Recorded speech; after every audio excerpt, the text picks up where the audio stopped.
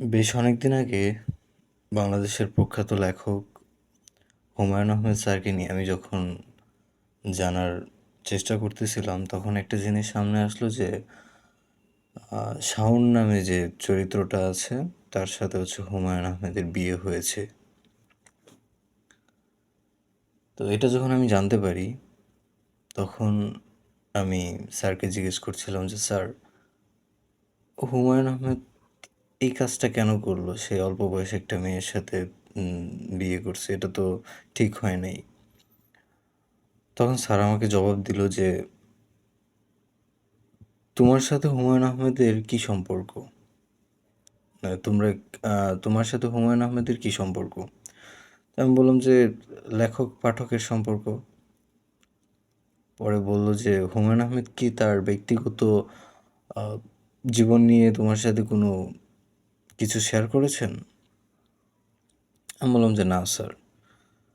তখন উনি আমাকে বলতেছেন যে তাহলে তুমি কেন হচ্ছে তার ব্যক্তিগত বিষয় নিয়ে এত আগ্রহ দেখাচ্ছ? তোমার সাথে তার সম্পর্ক হচ্ছে লেখক পাঠকের। তুমি তাকে পছন্দ করো, তার লেখা পছন্দ করো, তুমি এতটুকুই থাকো না, কেন হচ্ছে তার ব্যক্তিগত লাইফ নিয়ে তোমার ঘাটাঘাটি করতে হবে? তখন এরপরে আমি ওইখান থেকে চলে আসার পরে আমার মাথায় এই জিনিসটা ঘুরতেছিল। তো আমি নিজে নিজে একটু চিন্তা করলাম যে আসলে তাই তো, সে বিয়ে করছে, এটা তার একান্ত ব্যক্তিগত ব্যাপার। বা অল্প বয়সী মেয়েকে বিয়ে করছে, এখানে তো আর জোর করে বিয়ে করার কোনো ইয়া না।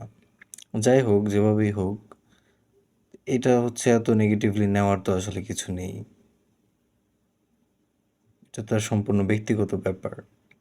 আর এইটা দিয়ে যেহেতু সমাজে কোনো বিশৃঙ্খলা সৃষ্টি হচ্ছে না, বা ইসলামিক দৃষ্টিকোণ থেকেও এতে কোনো মতবাদ নেই বা বিবাদ নেই, এইখানে তো হচ্ছে এত পার্সোনাল হয়ে যাওয়ার কোনো প্রয়োজন নেই। তার ব্যক্তিগত লাইফ সে কীভাবে লিড করবে, কীভাবে পরিচালনা করবে, সেটা তার একান্ত ব্যক্তিগত ব্যাপার, তাই না? তারপর থেকে আমি এই জিনিসটা আরও বিভিন্ন জায়গায় হচ্ছে অ্যাপ্লাই করা শুরু করলাম যে মানুষের একটা পার্সোনাল লাইফ থাকে যেখানে কারোরই ইন্টারফেয়ার করা উচিত না।